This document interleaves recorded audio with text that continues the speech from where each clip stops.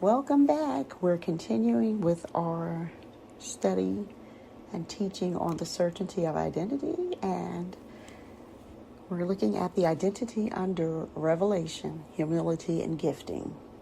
Last time we established something critical. Identity is settled before it is tested. But now we move into a different kind of pressure, not pressure from culture, but pressure from calling. Because it's one thing to remain faithful when nothing is required of you, but it's a whole other thing to remain humble when God begins to use you. I want to pick up with some reading this week, Daniel chapter 2. So we're looking at the crisis that exposes false wisdom.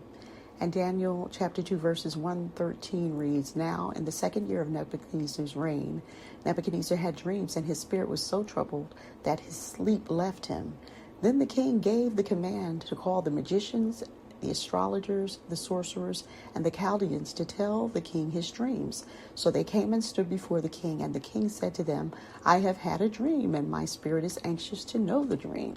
Then the Chaldeans spoke to the king in Aramaic, O king, live forever. Tell your servants the dream, and we will give the interpretation. The king answered and said to the Chaldeans, My decision is firm. If you do not make known the dream to me and its interpretation, you shall be cut in pieces, and your houses shall be made an ash heap.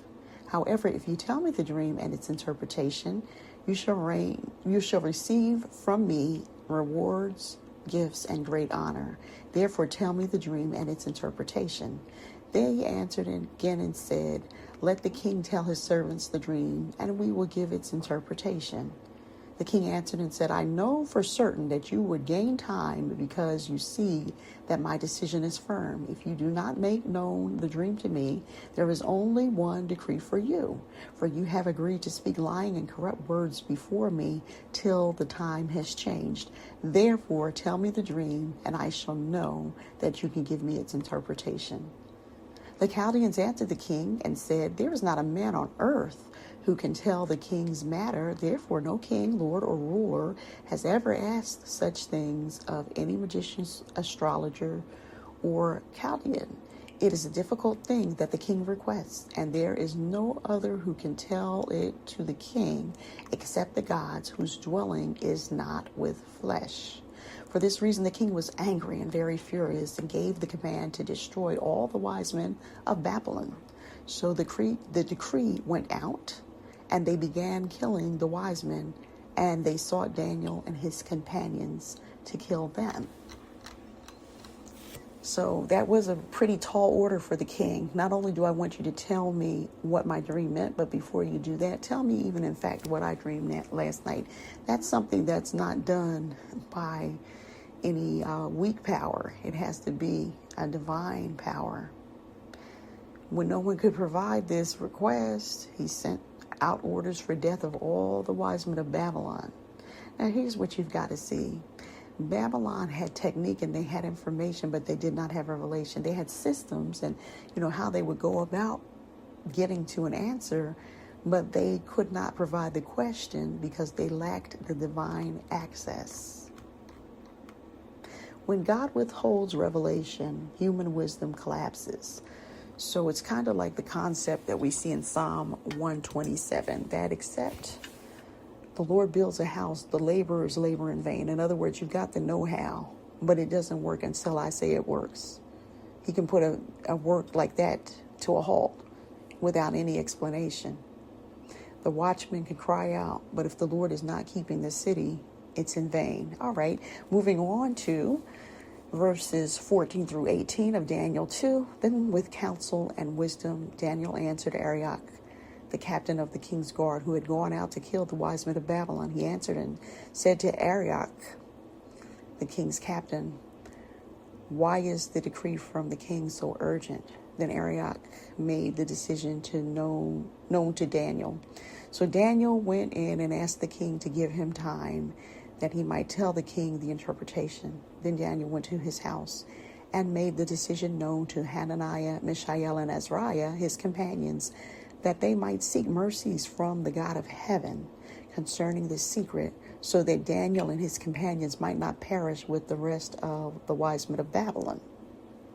So we see something here that's standing out is the fact that Daniel could go and approach the king. So he already had a measure of divine favor. And so he goes in and he does something a little different. He addresses the issue and he legitimately buys time to go and confer with God. He didn't panic. He didn't perform. He didn't fall all out, and he didn't pretend to know something that he didn't. He just asked for time. And then he went to seek the Lord, and he got with his friends, his companions, not for strategy, not to come up with a plan to, trick the king and to come before him and flatter him and say, "Oh, king, you're going to live forever," but instead to seek the one who could give a true answer. What's key here is that identity does not strive for answers. It returns to the source of all answers. And that's what Daniel did. So the next section talks about revelation. And we're looking at Daniel verses 19 all the way down to 30. And I will read that also in your hearing. Then the secret was revealed to Daniel in a night vision. So Daniel blessed the God of heaven. Daniel answered and said, "Blessed be the name of God forever and ever, for wisdom and might are his. And he changes the times and the seasons. He removes kings and raises up kings. He gives wisdom to the wise and knowledge to those who have understanding. He reveals deep and secret things. He knows what is in the darkness, and light dwells with him. I thank you and praise you, O God of my fathers. You have given me wisdom and might, and have now made known to me what we asked of you. For you have made known to us the king's demand." Therefore Daniel went to Arioch, whom the king had appointed to destroy the wise men of Babylon. He went and said thus to him, "Do not destroy the wise men of Babylon. Take me before the king, and I will tell the king the interpretation." Then Arioch quickly brought Daniel before the king and said thus to him, "I have found a man of the captives of Judah who will make known to the king the interpretation." The king answered and said to Daniel, whose name was Belteshazzar, "Are you able to make known to me the dream which I have seen and its interpretation?" Daniel answered in the presence of the king and said, "The secret which the king has demanded, the wise men, the astrologers, the magicians, and the soothsayers cannot declare to the king. But there is a God in heaven who reveals secrets and has made known to King Nebuchadnezzar what will be in the latter days. Your dream and the visions of your head upon your bed were these.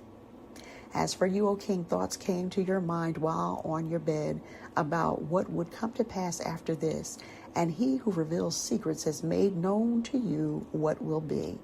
But as for me, the secret has not been revealed to me because I have more wisdom than anyone living, but for our sakes who make known the interpretation to the king, and that you may know the thoughts of your heart." And so he was saying that it's not just because of who I am. There's a purpose for which the Lord revealed the dream to me. And so he reveals the dream of King Nebuchadnezzar to Daniel in a night vision or a dream. Now, this is the test. It's not fire, it's not threat, but it's recognition. Daniel is standing before the king and he says, "I can't do this, but there's a God in heaven." And that means everything, because gifting can easily corrupt identity. If you do not know who you are, you will use your gift to become someone else. But Daniel knew. He knew he was not the source. He was merely a vessel. And he counted it his honor, even in captivity, to be used by God. So now picking up with the next verses, the next section, we're looking at the danger of a mismanaged gift or mismanaged gifting. And looking from chapters 2, verses 31 to 45, it reads, "You, O great king, were watching, and behold a great image. This great image, whose splendor was excellent, stood before you, and its form was awesome. This image's head was of fine gold, its chest and arms of silver, its belly and thighs of bronze, its legs of iron, its feet partly of clay and partly of iron. You watched while a stone was cut out without hands, which struck the image on its feet of iron and clay and broke them in pieces.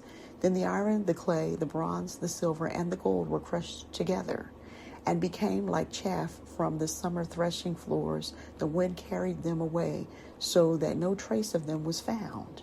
And the stone that struck the image became a great mountain and filled the whole earth. This is the dream. Now we will tell the interpretation of it before the king. You, O king, are a king of kings, for the God of heaven has given you a kingdom, power, strength, and glory. And wherever the children of men dwell, or the beasts of the field and the birds of the heaven, he has given them into your hand and has made you ruler over them all. You are this head of gold. But after you shall arise another kingdom inferior to yours, then a third kingdom of bronze, which shall rule over all the earth. And the fourth kingdom shall be as strong as iron, inasmuch as iron breaks in pieces and shatters everything. And like iron that crushes, that kingdom will break in pieces and crush all others. Whereas you saw the feet and toes partly of potter's clay and partly of iron, the kingdom shall be divided, yet the strength of the iron shall be in it, just as you saw the iron mixed with ceramic clay. And as the toes of the feet were partly of iron and partly of clay, so the kingdom shall be partly strong and partly fragile. As you saw iron mixed with ceramic clay, they will mingle with the seed of men, but they will not adhere to one another, just as iron does not mix with clay. And in the days of these kings, the God of heaven will set up a kingdom which shall never be destroyed. And the kingdom shall not be left to other people. It shall break in pieces and consume all these kingdoms, and it shall stand forever. Inasmuch as you saw that the stone was cut out of the mountain without hands, and that it broke in pieces, the iron, the bronze, the clay, the silver, and the gold, the great God has made known to the king what will come to pass after this. The dream is certain, and its interpretation is sure. So we see right there a prophetic principle that when a thing is repeated in a dream, that's a true occurrence that's coming. And there's a warning with it, but this is how this is going to go. It can't be rewritten. There's certainty. I wanted to return back to verse 31, which was the first verse of this passage, and I think that I misread it. I think I read it to say, you, O great king, and it actually says, you, O king, were watching. Behold, a great image. This great image, whose splendor was excellent, stood before you. All right, I just wanted to make that correction. Okay, so let this land. Revelation can elevate you into rooms that your character has not been tested in. And you might measure up. The thing that would help you measure up is knowing who you are. Many lose themselves not in failure, but in success. But Daniel shows us that he deflected the glory, and he centered on God, and he maintained his identity. And that's something to aspire to. We have examples in the Word of God to follow, and Daniel is a very strong one. Just to make a declaration here, your gift is not your identity. Your access is not your identity. God is your place of identity. In him is where your identity is found. Daniel 46-49, chapter 2. Then King Nebuchadnezzar fell on his face, prostrate before Daniel, and commanded that they should present an offering and incense to him. The king answered Daniel and said, truly your God is the God of gods, the Lord of kings, and a revealer of secrets, since you could reveal this secret. Then the king promoted Daniel and gave him many great gifts, and he made him ruler over the whole province of Babylon and chief administrator over all the wise men of Babylon. Also Daniel petitioned the king, and he set Shadrach, Meshach, and Abednego over the affairs of the province of Babylon. But Daniel sat in the gate of the king. So as the king promotes Daniel, we notice that Daniel doesn't isolate himself. He brings the others up with him. So the ones that he employed in prayer, the ones that he got to intercede for him and with him, he didn't leave them out. Because identity rooted in God does not compete, it covers. And so that's what he was doing with his friends and, people that would do the work of the Lord with him. He did not try to take any glory for himself. And when there was anything to be shared in this human realm, he was willing to make sure that those who had worked for it got a reward also. Some of you are asking God to use you, but the question is, can he trust you to remain faithful? Can he trust you to be yourself when he does begin to use you? In chapter 2,